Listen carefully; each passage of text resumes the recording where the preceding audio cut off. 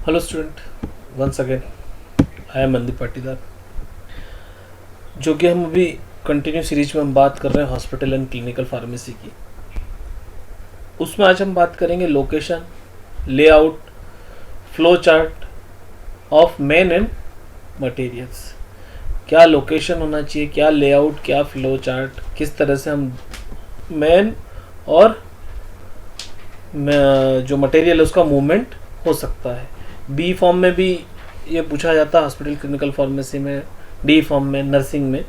तो ये हम बात कर सकते हैं किस तरह से करते हैं। इस फ्लो चार्ट को समझने के पहले हम थोड़ा सा देखते हैं कि क्या क्या चीज़ें हो सकती है, क्या लोकेशन हो सकती है। आप हॉस्पिटल्स में जाते हैं तो क्या लोकेशंस हो सकती है, वहाँ पर मेडिकल स्टोर कहाँ रहता है, उसका जो सेंट्रल फार्मेसी है वो कहाँ रहता है। हमने जो बात करी थी कि जो बड़ा हॉस्पिटल रहता है उसमें एक से ज़्यादा स्टोर रहते हैं, तो जो सेंट्रल स्टोर है वो कहाँ है। फिर मेडिसिन्स में जो स्टोर चाहिए, जो जिस स्टोर की हमको ज़रूरत है वो कहाँ है, वहाँ से मटेरियल कैसे आ सकता है। तो इन सब चीज़ों को ध्यान में रखते हुए हॉस्पिटल बनाया जाता है। ये प्रोमाइसेस जब बनती है तो सब चीज़ों को ध्यान में रखते हुए बनाया जाता है। तो हम बात करते हैं, the pharmacy should be located in the hospital premises so that the patient and staff can easily approach. पहली बात कि हॉस्पिटल के अंदर ही फार्मेसी होना चाहिए। अदरवाइज आपने हॉस्पिटल बनाया और उसके बाद पीछे ग्राउंड में एक कहीं अलग से रूम बनाकर या अलग से एक बिल्डिंग बनाकर उसमें हॉस्पिटल फार्मेसी बनाया तो वो ठीक से अप्रोच नहीं कर पाएंगे पेशेंट और staff. In multi storeyed building of A hospital the pharmacy should B preferred located on the ground floor, specially the dispensing unit. जैसे कि अब यहाँ पर दो मीनिंग निकल रहे हैं फार्मेसी में भी। डिस्पेंसिंग यूनिट, उसी को हम बोलेंगे मेडिकल स्टोर या डिस्पेंसिंग यूनिट, और एक फार्मेसी जो मेन ब्रांच है फार्मेसी की, जहाँ पर कंपाउंडिंग डिस्पेंसिंग होगी वो कहीं भी हो सकती है। लेकिन जो मेनली हम बात करेंगे डिस्पेंसिंग यूनिट ग्राउंड फ्लोर पे होना चाहिए, क्योंकि जो आउट पेशेंट है उसके लिए वो ठीक रहती है। क्योंकि आउट पेशेंट आया, ओपीडी वाला पेशेंट, उसने पर्ची बनवाई, दिखाया डॉक्टर को, उसके बाद वो हॉस्पिटल में ऊपर दवाई लेने क्यों जाए, नीचे ही डॉक्टर को दिखा, यहीं से दवाई लेके बाहर चला जाए। इन पेशेंट का समझ में आ सकता है, तो इसलिए जनरली नीचे होती है। ठीक है।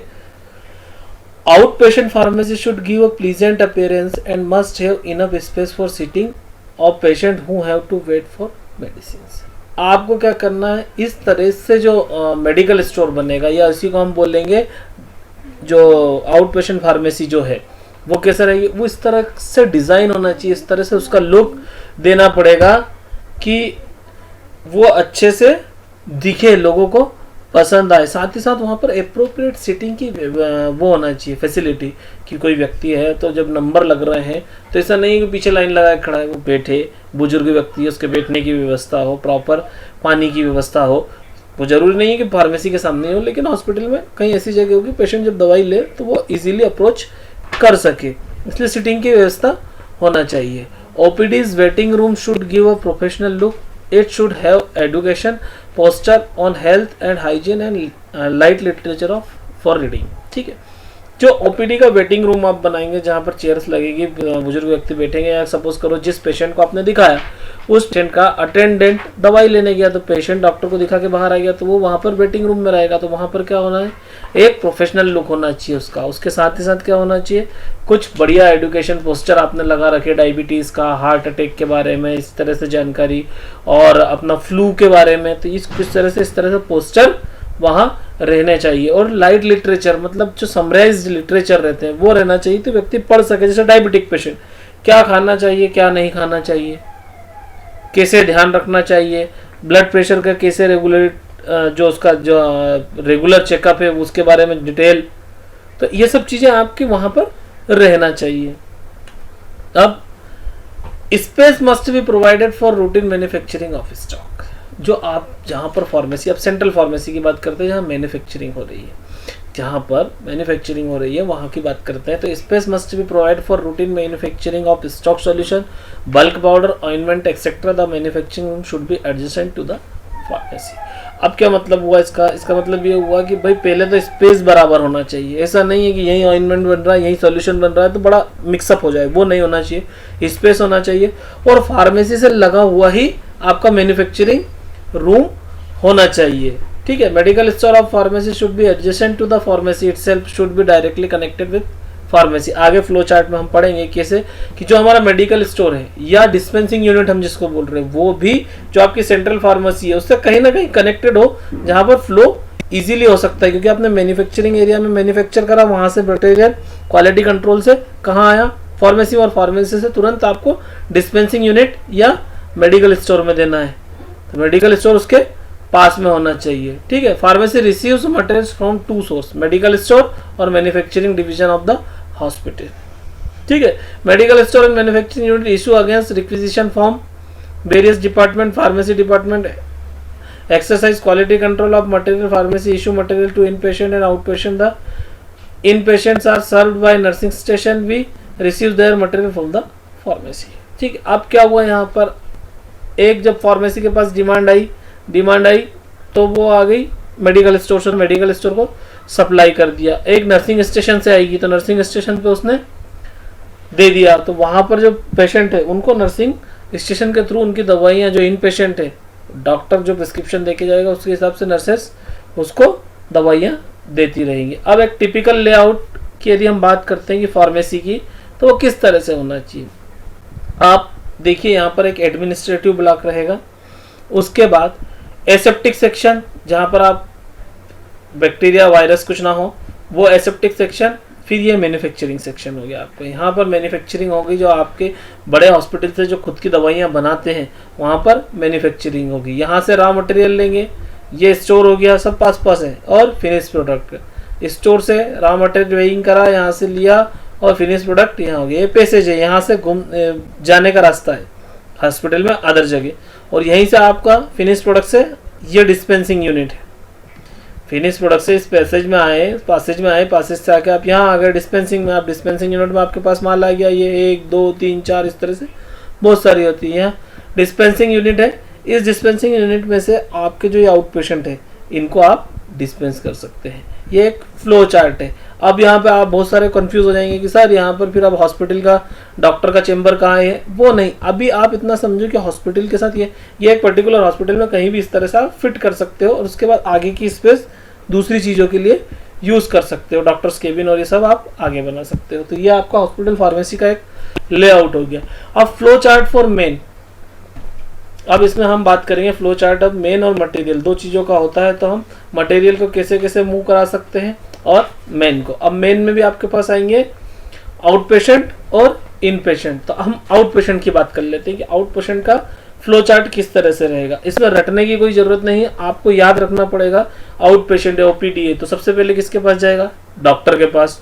डॉक्टर ने क्या किया, डॉक्टर ने किया कि आपको एक प्रिस्क्रिप्शन लिख के दे दिया। अब ये प्रिस्क्रिप्शन लेके कहाँ जाएंगे आप, मेडिकल स्टोर पे, तो आप सीधे गए फार्मासिस्ट के पास। अब फार्मासिस्ट ने आपसे मेडिकल वो जो प्रिस्क्रिप्शन है वो ले लिया। वो प्रिस्क्रिप्शन लेने के बाद क्या हुआ, फिलिंग ऑफ प्रिस्क्रिप्शन हुई जो जो उसमें था, और क्या था, सिलेक्शन, लेबलिंग और प्राइसिंग। मैन्युफैक्चरिंग यदि वहाँ कंपाउंडिंग करेगा तो सिलेक्शन करेगा ड्रग, उस पर लेबल करेगा और प्राइसिंग करेगा। या फिर आपके पास जो डायरेक्ट मैन्युफैक्चरिंग है उनसे भी क्या करोगे आप, जो ड्रग लिखी है वो ली, उसके बाद उसको प्रॉपर लेबल किया, सुबह शाम दोपहर डॉक्टर के इंस्ट्रक्शन के हिसाब से प्राइस जोड़ा, और तीसरा डिस्पेंस कर दिया। अब इसी के साथ क्या होगा, साथ में स्टेटिस्टिक्स एंड रिपोर्ट्स की बात करेंगे।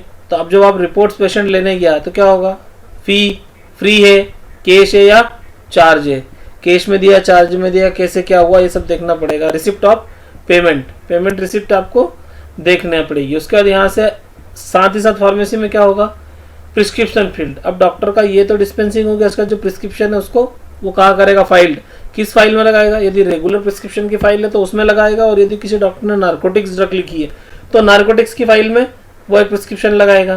पेशेंट को उसका प्रिस्क्रिप्शन दे देगा, एक कॉपी यहाँ पर लगा लेगा। कुछ हॉस्पिटल्स ऐसे होते हैं कि जो अपनी कॉपी अपने पास रख लेते हैं और पेशेंट को दवाई दे देते हैं, पर मैक्सिमम केस में क्या होता है, डबल कॉपी में होता है, एक फोटो कॉपी एक ओरिजिनल कॉपी। तो ओरिजिनल कॉपी क्या होगी, पेशेंट को दे दी।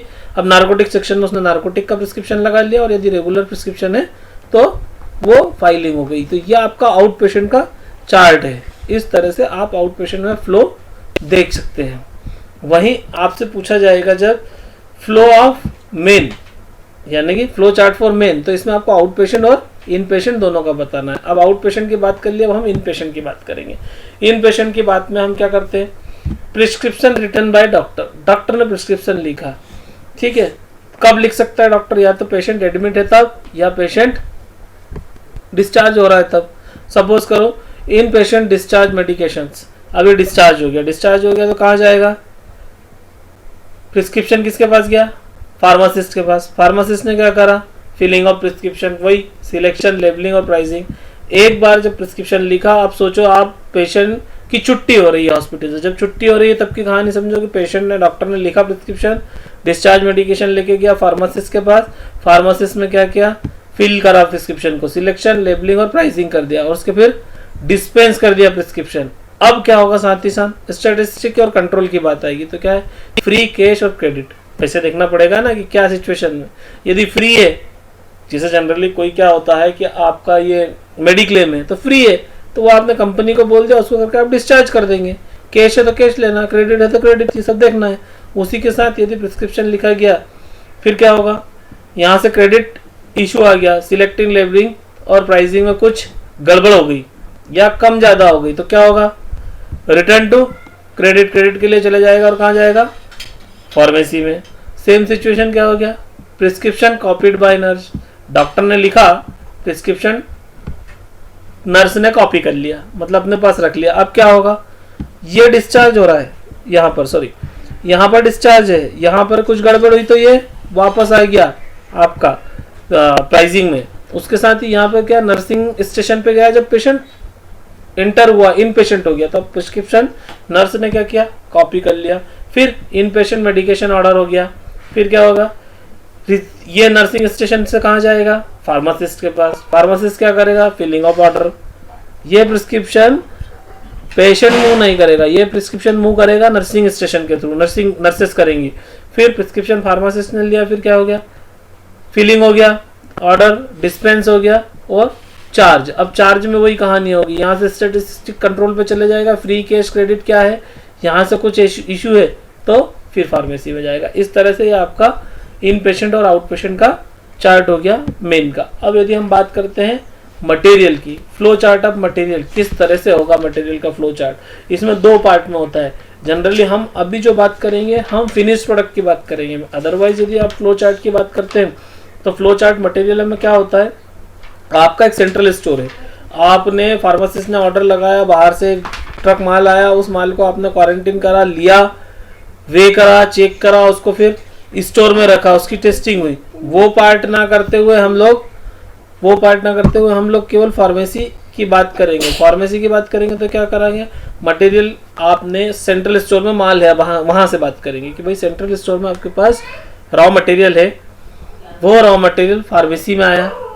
फार्मेसी में क्या हुआ, जो मैन्युफैक्चरिंग होती है वहाँ पेरेंटल मैन्युफैक्चरिंग हुई, इंजेक्टेबल की मैन्युफैक्चरिंग हुई, या फिर दूसरे डोजेस फॉर्म की मैन्युफैक्चरिंग की।